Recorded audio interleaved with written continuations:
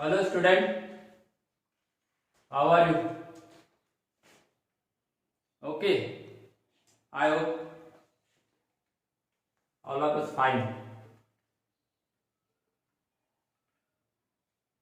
Now in the today's class, we are studying about matrices and its application. आपको याद ही होगा कि इसके पहले वाले जो क्लास लिए थे उसमें मैट्रिसेस का एप्लीकेशन देखे थे, एप्लीकेशंस ऑफ मैट्रिसेस।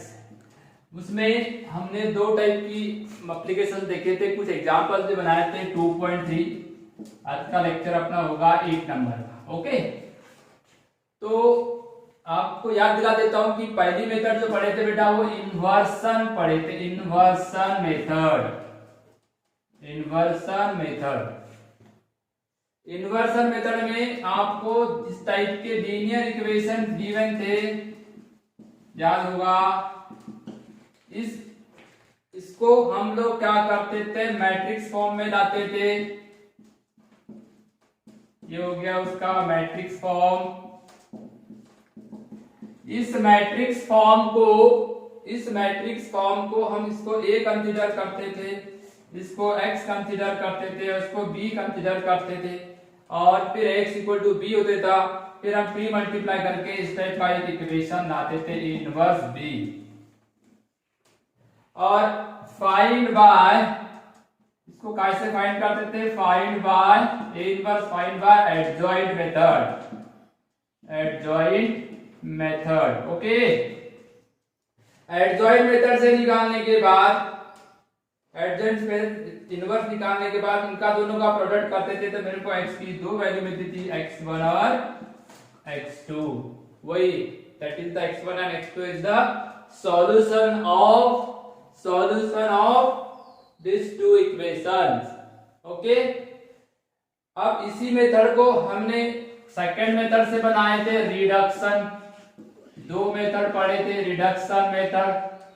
रिडक्शन करना मतलब रिड्यूस करना, A1 B1 A2 B2, और ये जो मैट्रिक्स है x y as it is रहेगी, इधर भी C1 C2। अब करेंगे क्या, इसमें करेंगे क्या, रिड्यूस करना है। रिड्यूस करने का मतलब होता है कि इस रो को, इस एलिमेंट को आपको जीरो बनाना है। या तो स्क्वायर मैट्रिक्स है उसको अपर ट्रायंगुलर बनाना है या लोअर ट्रायंगुलर बनाना है, ये वाला जीरो बनाना है या ये वाला जीरो बनाना है।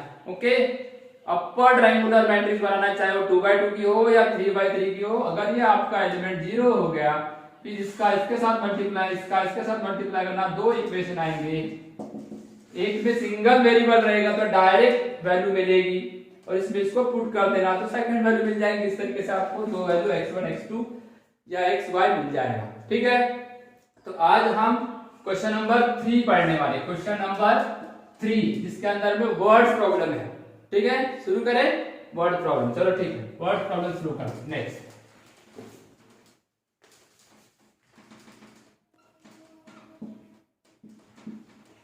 ओके बेटा, देखो आपके बुक में देखना, सबसे पहले इस क्वेश्चन को 2 बार रीड करना। वर्ड प्रॉब्लम को कभी भी आपको उसको 2 बार रीड करना है। जब पूरी तरीके से रीड हो जाए तो फिर समझना है कि इस एग्जाम्पल में हमको दिया क्या है।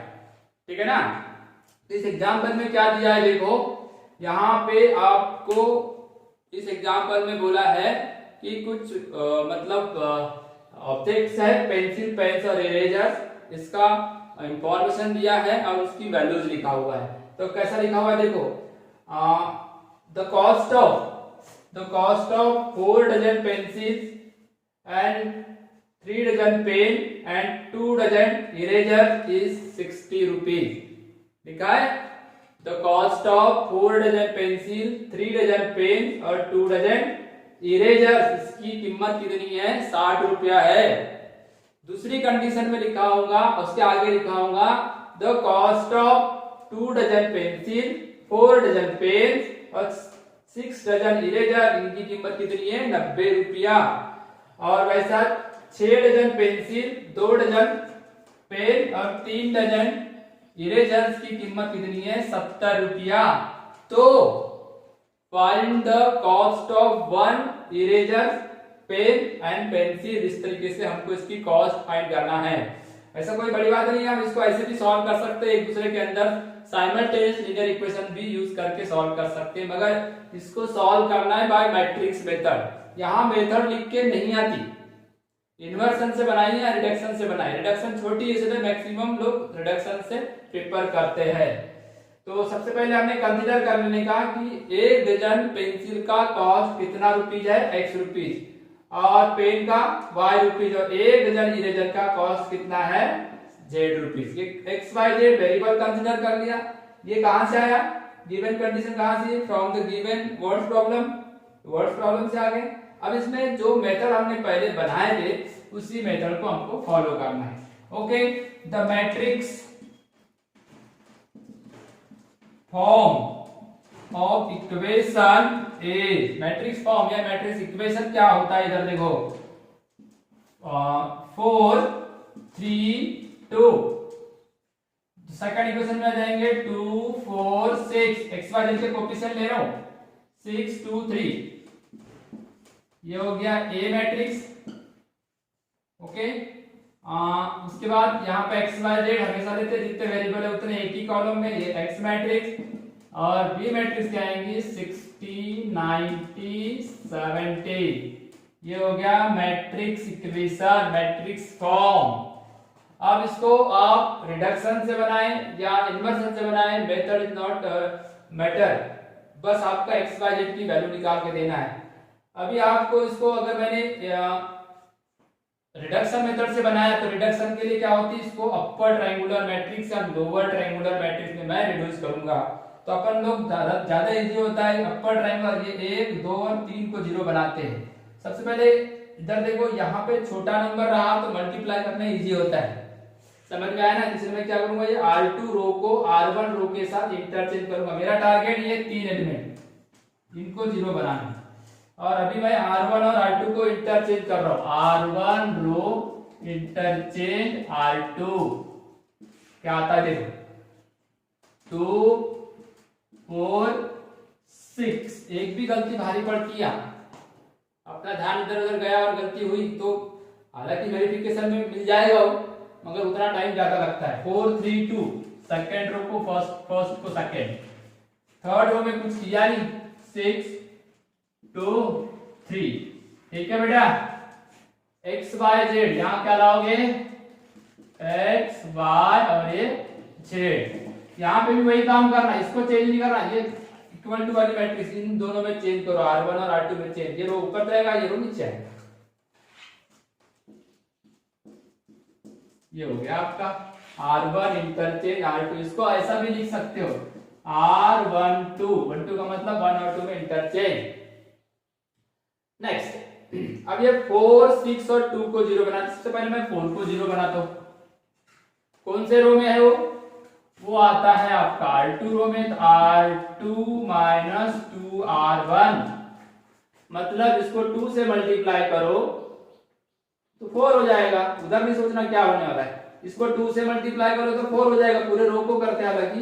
फिर इस रो में से इसको माइनस कर देना, लिखना R2 में। ये भी कर सकते हो 6, कौन से रो में है, R3 में, R3 ये 6 है ना, 6 है ना, इसको 2 से मल्टीप्लाई करेंगे कि 3 से, 3 से तभी तो 6 होगा, 3R1। इसको 2 से इसलिए कि यहाँ 4 था, माइनस कर देंगे 0 हो जाएगा। देखो कैसा, अब ये अपन इसको 2 से मल्टीप्लाई करते हैं और फिर पहले रो में कुछ नहीं किया, R1 का R1 रहेगा, R2 में बदलना है, R2 में से ये माइनस कर दो तो ये हो जाएगा 2 × 2 4, 4 - 4 0, इसको 2 से मल्टीप्लाई करो 8, 3 - 8 -5, इसको 2 से मल्टीप्लाई करो तो 12, 2 - 12 -10, ठीक है।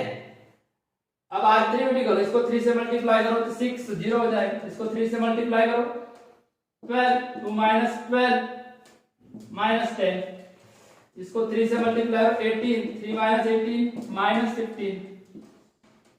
अब इसके बाद वाली मैट्रिक्स को कुछ नहीं करना है, इधर आ जाओ, ये भी सिंपल है, इस साइड वही काम करना, R1 में कुछ नहीं करना है। 90, R2 कितना भैया 60, देखा है 60, इसमें से इसको माइनस करो 180, तो ये आ जाएगा 120। अब ये R3 में कितना है 70 माइनस इसको 3 से मल्टीप्लाई करो 270, तो ये आ जाएगा -200। ठीक है, इधर देखो बेटा, आप दो एलिमेंट तो जीरो हो गए। R2 में से इस R2 में से 2R1 माइनस किए तो ये वाला जीरो मिला, और R3 में से 3R1 माइनस किए तो ये वाला जीरो मिल गया। ओके, अब इनकी बारी, इधर देखो यहाँ जितने भी एलिमेंट दिख रहे हैं सब कोई ना कोई टेबल में आ रहे हैं, इसलिए इसको छोटा रिड्यूस कर सकते हैं। जैसा देखो R1 को आप 2 से डिवाइड कर सकते हो, तो सब 2 से डिवाइड छोटा हो जाएगा। ये देखो R1 में क्या करता, इसको 2 से डिवाइड किया तो कितना हुआ 1, इसको 2 से डिवाइड किया तो 2 और ये 3। ठीक है, यहाँ पे x y और ये z, इधर इसको 2 से डिवाइड किया तो 45। कंपलसरी नहीं है ये, डिवाइड छोटा करना कंपलसरी, मतलब छोटा करे तो एलिमेंट्री ट्रांसफॉर्मेशन इजी आ जाती है। R2 रो में देखो क्या कर सकते हो, ये 5 के टेबल में आ रहा है, वो भी 5 के टेबल में आ रहा है। R2 में माइनस तीनों जगह है, तो माइनस से डिवाइड कर दो तो 0 1 2, और ये कितना आ जाएगा 5 2 10 24। ठीक है, और यहाँ पे कितना आएगा, यहाँ पे 2 एक काम कर दो, R3 में आप डिवाइड कर दो R3 divide by -1, 0 -2, sorry -2 cancel हो जाएगा 3, और इधर 40। ठीक है ना, इस तरीके से हमारी छोटी मैट्रिक्स हो गई। अब इसकी बारी, ये 2 को 0 बनाते हैं। चलो ठीक है, ये लिख के हो गए यहाँ तक। एक मिनट, अपन इसको मिटाते, इधर का मिटाना पड़ेगा। ओके, तब तक लिख लो, मिटाते इसको। अब लास्ट देखो, ये 2 को 0 बनाना बेटा, कौन से रो में आता है ये R3 में, R3 रो में। अब यहाँ 2 से मल्टीप्लाई करेंगे और माइनस कर देंगे तो क्या मिलता है, इधर देखो लास्ट एलिमेंट्री ट्रांसफॉर्मेशन है। फर्स्ट रो को कुछ नहीं करना है, 0 1 2, सेकंड को भी कुछ नहीं करना है, थर्ड में करना क्या है, ये थर्ड है, थर्ड में से इसको 2 तो 0 से दोनों तो 0 से जाएगा, इसको 2 से मल्टीप्लाई तो 2 - 2 ये भी 0 हो गया, इसको 2 से मल्टीप्लाई तो 4 होता है, 3 - 4 -1, और ये x y z। हाँ ठीक है ना। अब लास्ट देखो, और फर्स्ट रो में कुछ करना ही नहीं, सेकंड रो में कुछ करना ही नहीं, थर्ड रो में क्या करना है, यहाँ 40 है, इसको 2 से मल्टीप्लाई करो तो 48 होता है, माइनस करो तो -8 होता है, 40 में से 48 गए तो -8। ये इस तरीके से आ गया। देखो ये 2 0 होना जरूरी है, लास्ट के रो में या फर्स्ट के रो में या सेकंड के रो में 2 0 होना जरूरी है। जब मैं मल्टीप्लाई करूंगा ना इसका इसके साथ, आपको एक मैट्रिक्स मिलने वाली है। देखो यहाँ कैसी मैट्रिक्स मिलती है, फर्स्ट रो फर्स्ट कॉलम तो x y z, x + 2y + 3z, फिर इसका इसके साथ, ये तो 0 है पहला, तो y तो 0 हो जाएगा ना, 0 + y + 2z, ये भी दोनों 0, ये भी 0, ये भी 0, अब -z आ गया, मल्टीप्लाई भी हो गया। अब इक्वल टू कितना है 45 24 -8। अब क्या करूंगा मैं, अब मैं इक्वेट कर दूंगा, -z = -8, y + 2z = 24, और x + 2y + 3z = 45। 1 2 और ये 3, ये कहां से आया, by equality of matrix, equality of matrix से आए। अब यहां से z की वैल्यू मिलेगी बेटा, क्या मिलेगी, देयरफॉर फ्रॉम 1 z = +8, इसको पुट कर दो 2 में, पुट करो 2 में तो y मिलेगा, y = 2z, उधर गया तो -2z, z की वैल्यू 8 है, उसका डबल 16, तो ये भी कितनी आ गई 8। 8 आ गई ना, जेड की भी वैल्यू 8, वाई की भी वैल्यू 8। इनको पुट कर दो कहाँ पे, 1 में। 1 क्या है ये वाला, 1 नहीं 3 में पुट कर देते हैं। x y 8 है तो 16 हो जाएगा, ये भी 8 है तो 24 हो जाएगा, इक्वल टू 45। तो ये मिल जाएगा x इक्वल टू, ये देखो ये कितना हो रहा है 40, और उधर गया तो -45 माइनस 40 इक्वल टू 5। 3 वैल्यू आ गई, x की वैल्यू 5, y की वैल्यू 8, z की वैल्यू 8। इस तरीके से हमने x क्या था, the cost of pencil, y cost of pen 8 rupees, और ये इरेजर की कॉस्ट है 8 रुपीज। ठीक है, बाय 8 आगे आंसर क्लियर हुआ। यहाँ आंसर में लिखेंगे हम, लास्ट लाइन में क्या लिखोगे, therefore the cost of 1 dozen pencils equal to 5 rupees। फिर पेन्स, फिर इरेजर्स, ऐसा लिखते लिखते जाना। ठीक है, ये कितना आ जाएगा 8 रुपीज, और ये भी 8 रुपीज। तो सबसे पहले वर्ड प्रॉब्लम को 2 बार पढ़ो, फिर कंडीशन लाओ, कंडीशन को मैट्रिक्स फॉर्म में लिखो। ये मैट्रिक्स फॉर्म आने के बाद में ये 3 एलिमेंट को 0 बनाओ, 1 2 3 रिड्यूस करो, ये 3 या तो ए ऊपर के 3। ठीक है, कोई भी 3 को कर सकते हो। देखो इस तरीके से हमने तीनों को 0 बना दिए, 1 0 1 0 और 1 0। फिर इस मैट्रिक्स का इसके साथ मल्टीप्लाई करो, उसके बाद मैट्रिक्स को इक्वेट करो। 3 साइमल्टेनियस लीनियर इक्वेशन आएंगे, पहला एक वेरिएबल वाला, दूसरा 2 वेरिएबल वाला, तीसरा 3 वेरिएबल वाला। तीनों को सॉल्व करो तो आपको x y z की वैल्यू मिलेगी बाय 8। इसको आप कोई भी कंडीशन में, तीनों कंडीशन में वेरीफाई करो तो आपका आंसर सही है क्या गलत है पता चल जाएगा। ठीक है, तो इसके बाद का हम देखते हैं क्वेश्चन नंबर 4। ऐसे ही है, वो भी वर्ड्स है, उसको भी अच्छे से पढ़ लेगा, तब तक आप पढ़ के रखो क्वेश्चन नंबर 4। चलो ठीक है बेटा,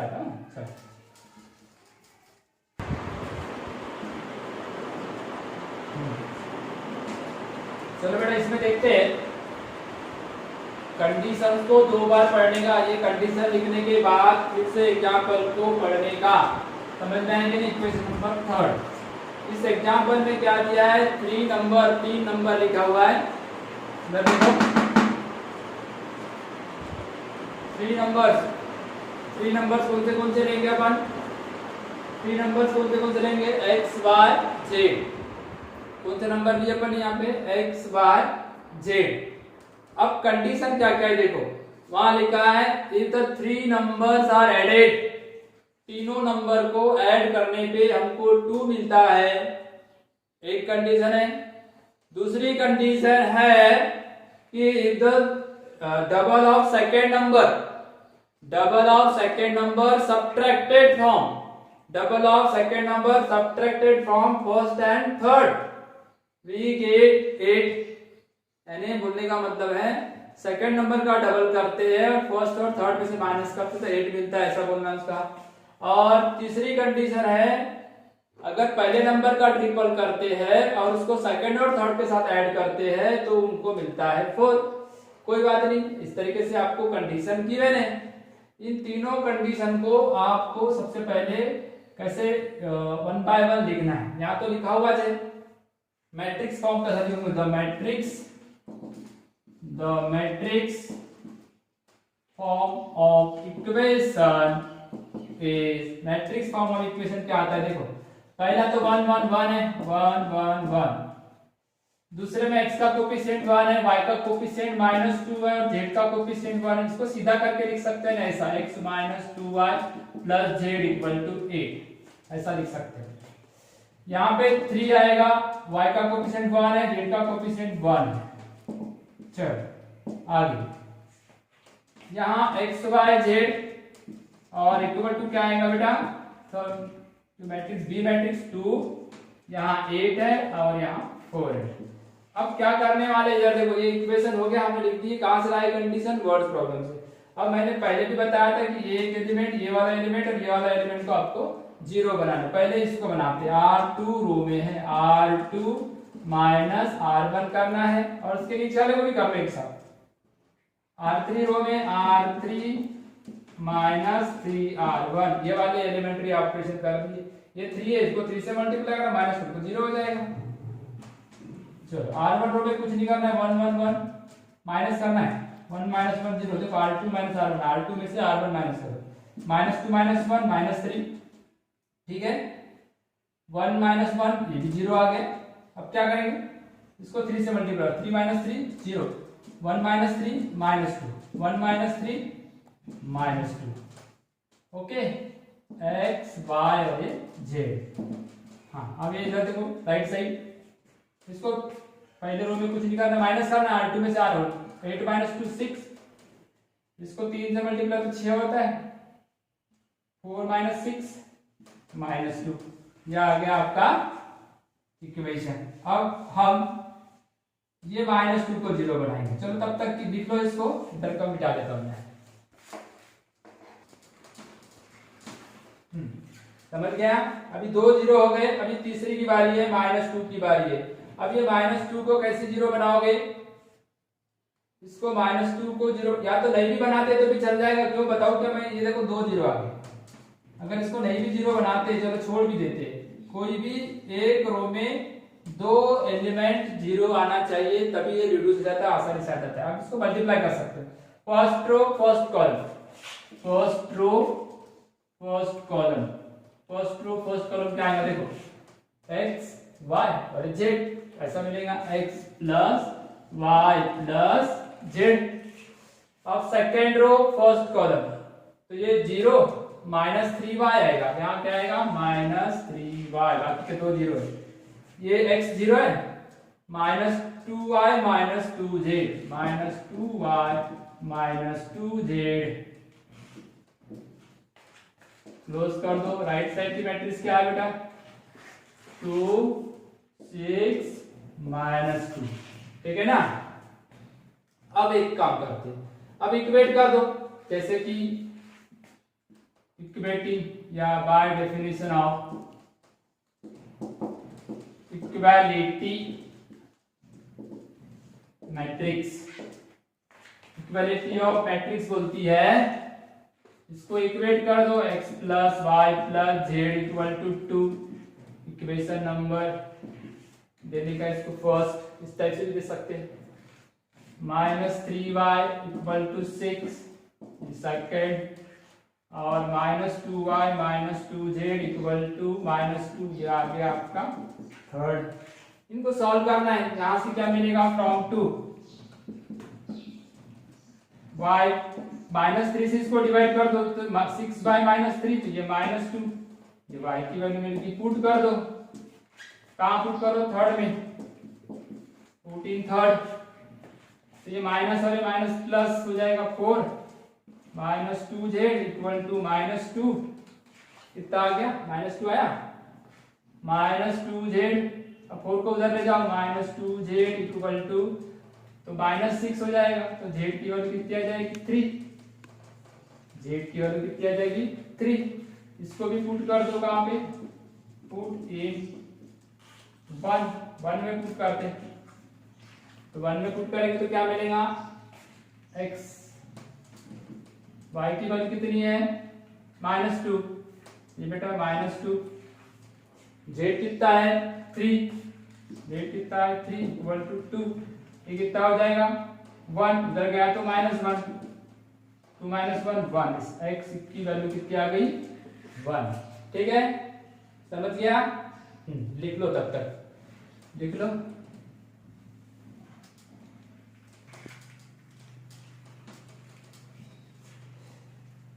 इस तरीके से हमने इसको सॉल्व कर लिए, लिख के हो गया। अब इस तरीके से सॉल्व करने के बाद फाइनल आंसर लिखना मत भूलना। तो फाइनल आंसर में क्या लिखोगे, the required numbers are 1 minus 2 3, ये रिक्वायर्ड नंबर लिखना जरूरी है। अगर आपको वेरीफाई करना है तो कर सकते हैं, यहाँ पे भी कर सकते हैं, x plus Y plus Z में भी कर लो, आता है क्या देखते, सबका प्लस कर दे, 3 प्लस 1 4, 4 माइनस 2 2, मतलब वेरीफाई हो रहा है। इसका मतलब इसमें नहीं करने का वेरीफाई, क्योंकि यहाँ तो फर्स्ट सेकंड थर्ड लिखे तरह वहां वेरीफाई करना चाहिए, तब जाके समझ में आएगा कि हमने जो निकाले हुए नंबर्स है वो सही है। ठीक है, ओके। अब एक लास्ट क्वेश्चन बाकी है, उसको करते हैं फिर आगे का करते हैं। चलो ठीक है, लास्ट क्वेश्चन पढ़ो, तब तक लास्ट क्वेश्चन को पढ़ो।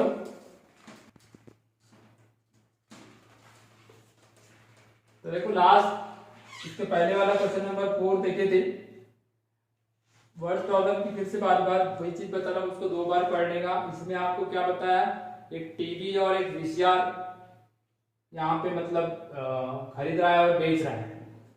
तो टीवी और वीसीआर खरीदने का और बेचने का कुछ रिलेशन दिया, कुछ कंडीशन दिया, आप उसको बार बार पढ़ोगे। उसने बोला गया है कि बोल रहा है कि यहाँ पे अगर 3 टीवी और 2 वीसीआर खरीदता है वो, ठीक है, तो उसकी जो कॉस्ट है 3 टीवी एंड 2 वीसीआर की जो कॉस्ट है वो है 35,000 रुपीज। कितनी है, 35,000 रुपीज।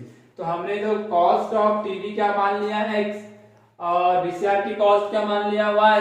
तो आप बताओगे कि अगर वो 3 लेके आया तो 3x, 2 लेके आया तो 2y, दोनों को मिलाओगे तो टोटल कॉस्ट आ जाएगी 35,000। इसको आप इक्वेशन नंबर 1 दे देना। उसके बाद में क्या बोला इस एग्जांपल में, अगर वो टीवी बेचता है तो इसको 1,000 रुपए का क्या होगा, मुनाफा होगा, प्रॉफिट होगा। मतलब ये x रुपए में खरीदा तो उसने मतलब x रुपए में खरीद रहा है वो, और 1,000 रुपए प्रॉफिट, तो कितने में बेचा, वो जो ली हुई प्राइस और उसका प्रॉफिट, मतलब x प्लस 1,000 उसके ऊपर मतलब ये मिला था उसको प्रॉफिट। अब उसने और वीसीआर के ऊपर 500 रुपया प्रॉफिट मिल रहा है। ओके, अब बोल रहा है कि 2 टीवी और 1 वीसीआर अगर दुकान में बेचता है वो, कॉस्ट प्राइस और प्रॉफिट मिला के उसके पास टोटल रेवेन्यू कितना जनरेट होता है, 21,500 रुपीज। मतलब 1,000 रुपीज का के ऊपर प्रॉफिट है उसको, टीवी के ऊपर 500 रुपया का के ऊपर प्रॉफिट है, वीसीआर के ऊपर। तो उसने 2 टीवी बेचा, इतने में बेचा होगा, 1 वीसीआर इतने में बेचा होगा, इतना रुपया उसके पास आया। इसको थोड़ा सॉल्व करोगे तो ये एक सेकंड इक्वेशन आपको मिलेगा। इन सेकंड इक्वेशन और फर्स्ट इक्वेशन को मैट्रिक्स फॉर्म में लिखना। ये मैट्रिक्स फॉर्म सबसे छोटा है, सबसे छोटा एग्जांपल है ये, ठीक है।